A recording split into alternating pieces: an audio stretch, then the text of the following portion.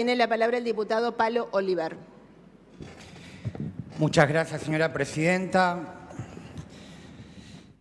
Quizás sea una de las leyes más importantes que hemos votado en los últimos años en esta legislatura y sin duda la más importante desde el 10 de diciembre hasta la fecha con esta nueva composición.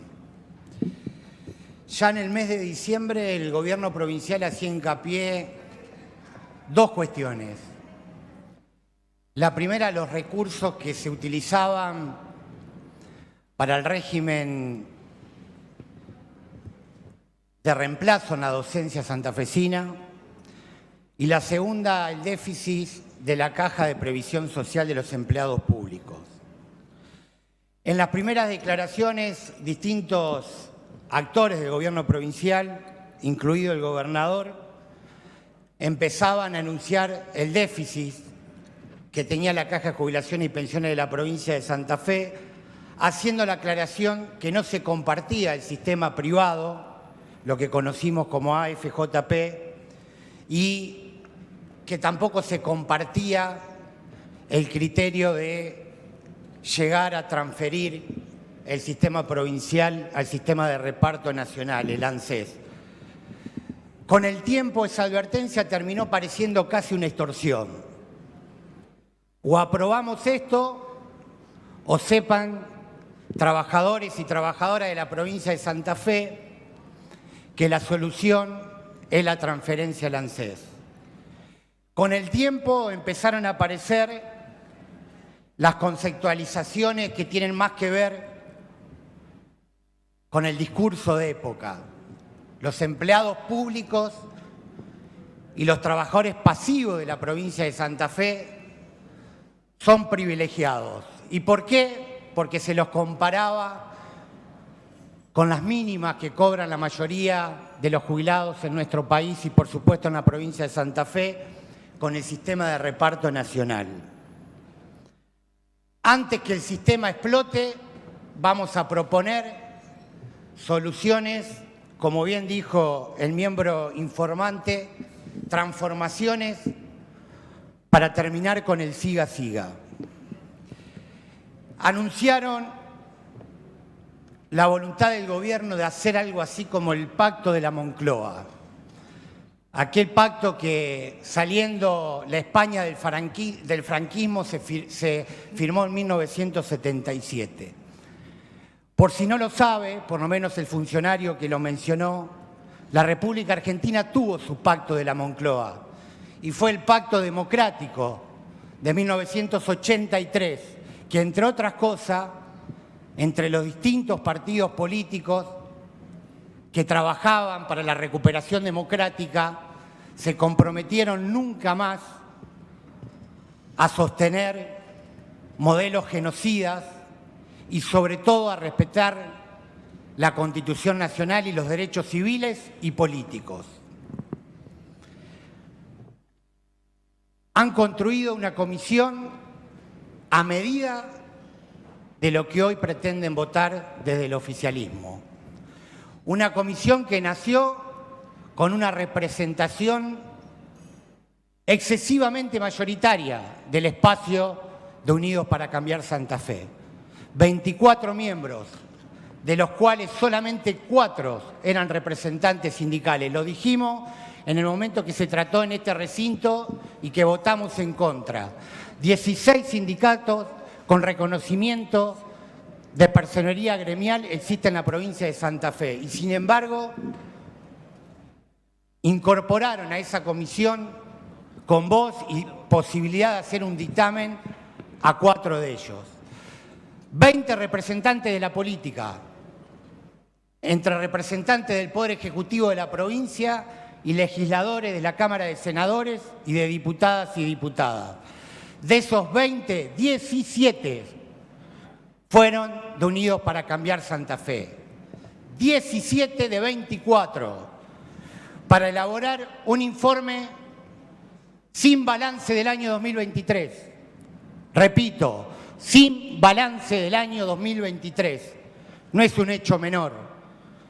Por más que algunos quieran naturalizarlo, no es un hecho normal, ni común, ni menor que no exista balance.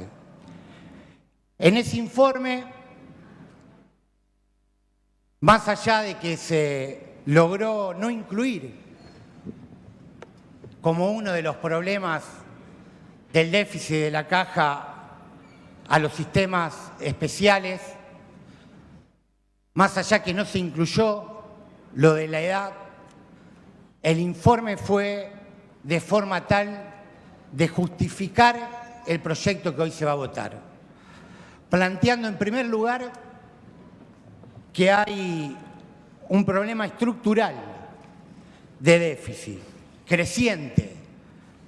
Llegaron a plantear que en 5 años no íbamos a tener más posibilidades que los trabajadores activos puedan acogerse al beneficio de la jubilación.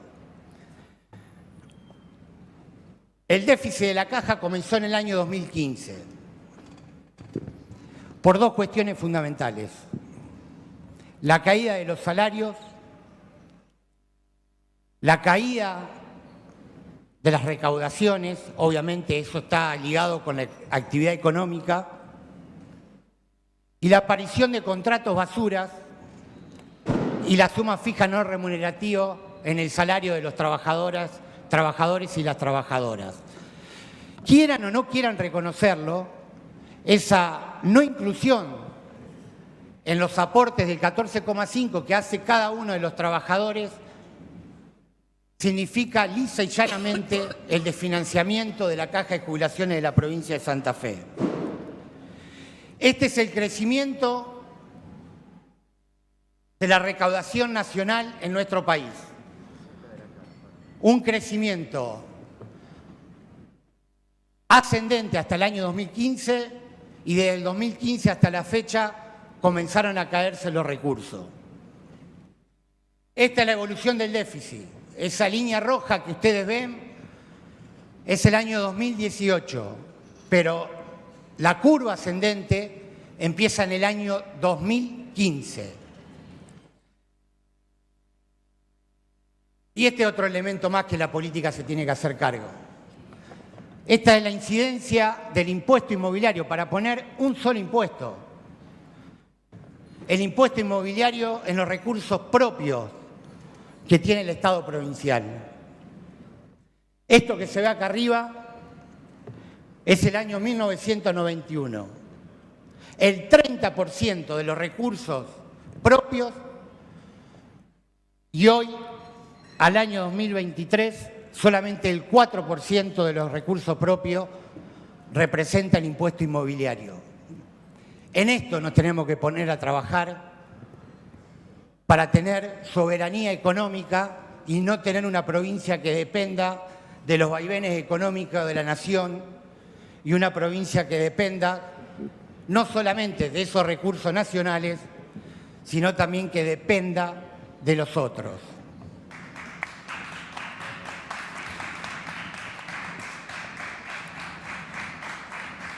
Quiero brevemente volver al diagnóstico que hace la comisión, y un tema que no es menor. ¿Quién es responsable del déficit de la Caja de Jubilaciones si el déficit fuera el que están denunciando? ¿Los trabajadores activos y pasivos? No. Son los únicos que no participan de la administración de la Caja de Jubilaciones y Pensiones. La política es el responsable del déficit y se habla de una forma tal que parece que los responsables están en otro lado y los responsables somos los actores, mujeres y hombres, de los distintos espacios políticos que le tocó gobernar esta provincia desde el año 2003 hasta la fecha.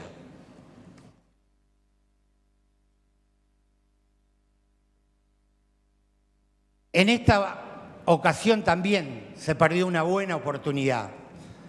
Llama la atención que el proyecto no incluya a los trabajadores activos y pasivos en la administración de la Caja de Jubilaciones y Pensiones, como tampoco están incluidos en la administración de IAPOS, que por cierto está atravesando uno de los peores momentos en cuanto a prestaciones de los últimos años. No compartimos la emergencia, básicamente porque no compartimos el diagnóstico. No compartimos la delegación de facultades, el artículo 49. Es gravísimo que el gobierno provincial se deje la facultad de poder ampliar la edad de varones y mujeres si el gobierno nacional de Milei lo hace. ¿Y por qué es grave? Porque en lo personal doy por hecho que antes de fin de año el gobierno nacional va a meter manos al régimen de jubilaciones nacionales y, como indica el capitalismo salvaje, para jubilarse se va a tener que aportar más, se va a tener que laburar más y vamos a tener menos derecho al descanso con jubilaciones que no son dignas y con poca edad para poder disfrutar los últimos años de nuestras vidas. No compartimos el aporte solidario, por más que el porcentaje sea menor, por dos cuestiones. Primero, porque violenta la intangibilidad de los beneficios. Artículo 14 bis de la Constitución. El Estado otorgará los beneficios de la seguridad social que tendrá carácter de integral e irrenunciable. En especial, la ley establecerá el seguro social obligatorio, que estará a cargo de entidades nacionales o provinciales, con autonomía financiera y económica, administradas por los interesados, léase trabajadores y trabajadoras.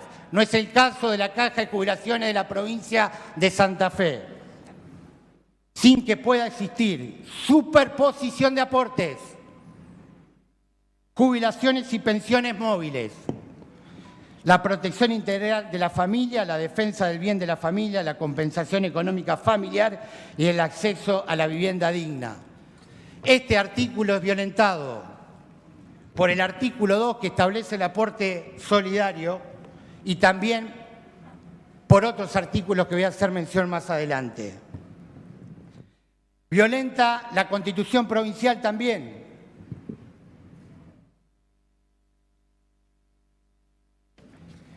En su artículo 21,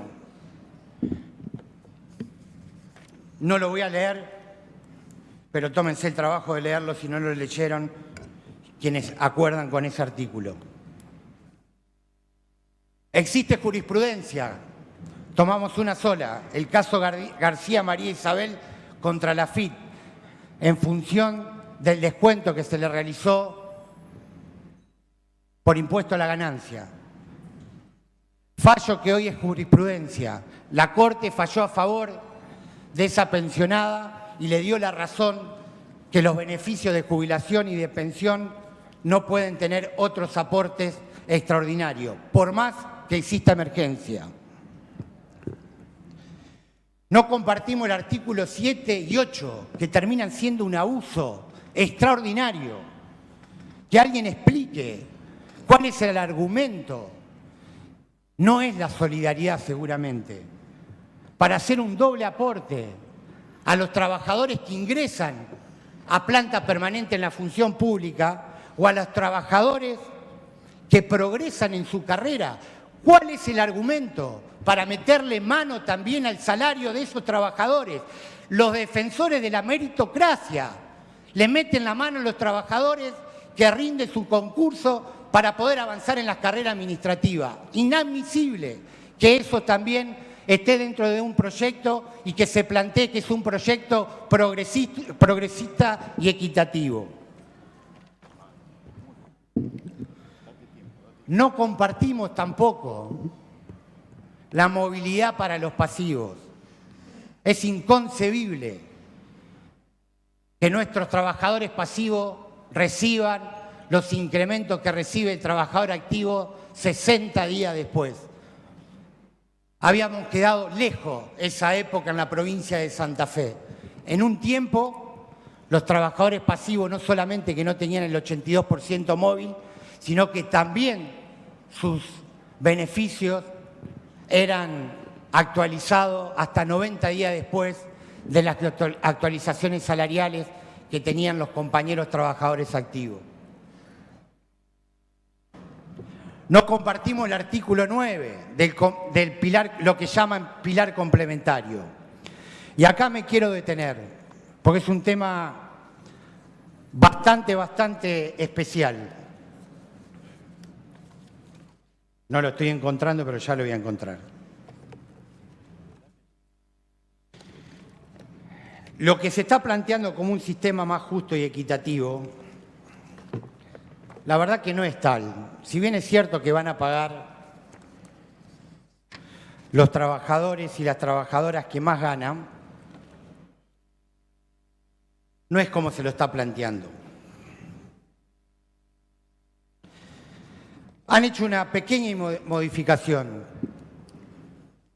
que la verdad nos parece bien.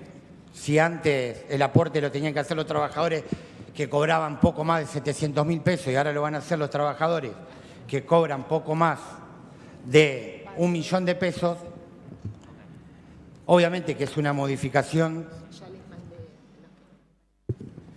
que mejora la letra inicial. Pero yo les voy a hablar con números concretos. Un trabajador que hoy tiene un haber jubilatorio de 492.000 pesos va a tener que aportar 21.600 pesos más. Y se va a poder jubilar con el 85%. Ahí está, si cumple los requisitos, en vez de con el 82%, se va a jubilar con el 85%. Va a tener un haber jubilatorio de 21.600 pesos más, me corrijo. 21.600 pesos más. Aquel trabajador que ya cobra una jubilación de 1.200.000 pesos, se va a jubilar con el 80%, no se jubila ya con el 82%, aplicando este pilar. Y va a percibir 1.631 pesos más si se jubilaría con el sistema actual. Estamos hablando de una jubilación de 1.230 pesos, no estamos hablando de una jubilación de 8 millones, 9 millones, de 1.230 pesos, 1.230.000 pesos. Va a tener 1.631 pesos menos de beneficio. Y recién las jubilaciones que se pueden decir que tienen mejores condiciones y mejor poder adquisitivo, un haber jubilatorio de 4 millones hoy, se va a jubilar con el 70%. Y va a percibir a plata de hoy 575.000 pesos menos. Lo que nos preocupa es que se siga diciendo que a nadie se le afecta el 82%. Aplicando el pilar, este trabajador va a cobrar el 60% de lo que cobra un trabajador activo. Me podrán decir que un trabajador que va a tener un beneficio jubilatorio de 4.100.000, ya no. En realidad va a tener ahora un beneficio jubilatorio de 3.500.000. ¿Está? Pero se jubila con el 70%. Va a haber casos de trabajadores, si ponemos el tope de lo que es el sistema actual, que se van a jubilar con el 64%. Entonces no es cierto que nos afecta el 82%. Por ahí cuando se ataca a algunos sindicatos o a los dirigentes sindicatos, hay que tener cuidado. Porque o no estudiaron bien y no hicieron las tablas comparativas y no aplicaron lo que dice la letra de lo que se va a aprobar hoy, es por desconocimiento o si no porque se quiere decir una cosa que no es. Se afecta el 82% móvil aplicando el nuevo pilar, que es cierto que va a beneficiar a las categorías bajas, pero ¿saben qué? Si yo les pregunto ¿cuánto se ahorra la caja de jubilaciones y pensiones a costa de que haya trabajadores que no cobren el 82%? No me lo van a blanquear. Porque no tengo duda que proporcionalmente aquellos trabajadores que van a tener un pequeño beneficio, y bienvenido sea, son muy pocos, que en vez del 82% van a cobrar el 85%, muy poquitos, y bienvenido sea, pero les puedo asegurar que no mueve el amperímetro contra el resto de los trabajadores que van a disminuir sus ingresos porque en vez de cobrar el 82%, van a cobrar el 70% o el 75%. Esto siempre que cumplan con los requisitos de 30 años de aporte y la edad para jubilarse. Si no lo cumplen, obviamente que va a ser menor todavía el beneficio, solamente aplicando el nuevo pilar, que hubiese sido mucho más fácil si se aplicaba a las categorías bajas un porcentaje distinto. No afectaba a los de la línea media y los de arriba y beneficiaba a las categorías más bajas. Pero no, hicieron una ingeniería que cuesta, No solamente con un Excel, cuesta y hay que tener mucha información para poder tener estos números. Y cuando existe esta ingeniería de que vos te consolidan los 120 meses, te descuentan el 20%, pero después te suman el 50% de la categoría más bajo, decís, pucha, me están jodiendo. Me están jodiendo. No puede haber tanta ingeniería. Si quieren beneficiar a los más bajos, auméntenle el porcentaje cuando calculan los 120 meses que se consolida y punto. Entonces, vuelvo a las categorías medias hacia arriba, no solamente que se van a jubilar por debajo del 82%, sino que aparte van a tener que hacer un aporte extraordinario. Está bien, temporario, te dicen, pero van a hacer también un aporte y se le va a afectar más todavía el beneficio que tienen que tener.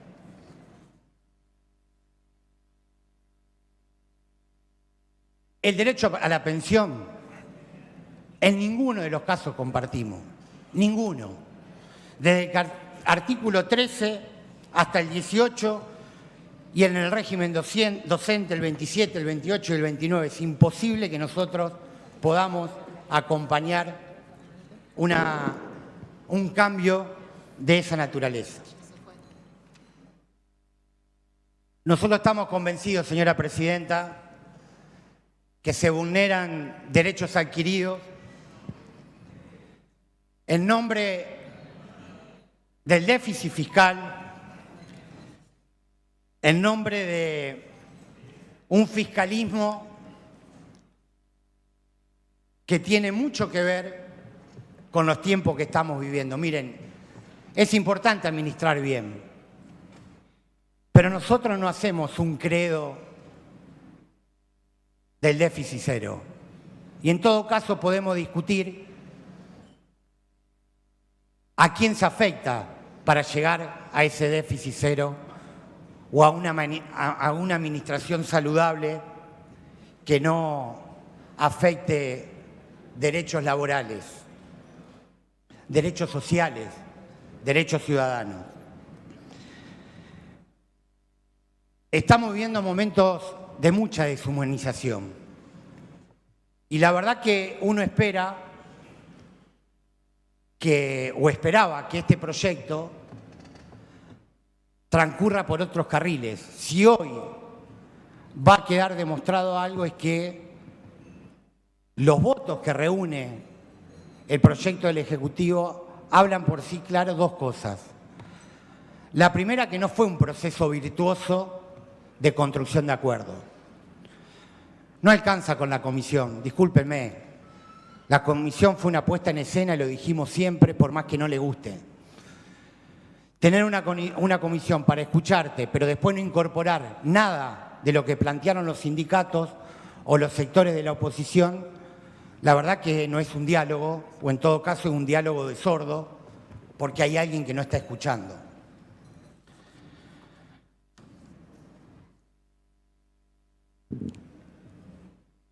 El escenario no es el mejor, el discurso tampoco es el mejor. Me parece que no hace falta para convencer estar sumándose a discursos de épocas que poco tienen que ver con las historias de los partidos populares, que poco tienen que ver con la historia de cada uno y cada una de nosotros.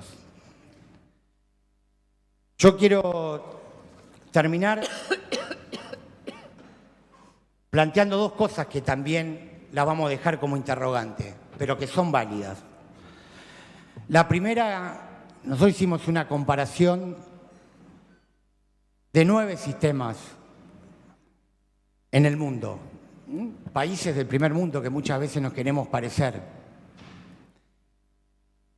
Y las cajas de jubilaciones se sostienen, todo lo que tiene que ver la seguridad social, con 3 patas concretas: los aportes de la patronal, los aportes personales de los trabajadores y las trabajadoras y con impuestos públicos. Dejen de demonizar de que el kiosquero paga el déficit de la caja, porque en realidad ese kiosquero nos paga el sueldo, no paga el déficit de la caja, paga el sueldo del gobernador, de los ministros, de los diputados, de la diputada, de los senadores y de todos los empleados públicos de la provincia de Santa Fe. Nosotros también hacemos los aportes para pagar el sueldo de cada uno de nosotros y hacemos los aportes al igual que todos los ciudadanos para que en esta provincia se puedan consagrar derechos, que son los derechos a la salud, que son los derechos a la seguridad, que son los derechos a la educación.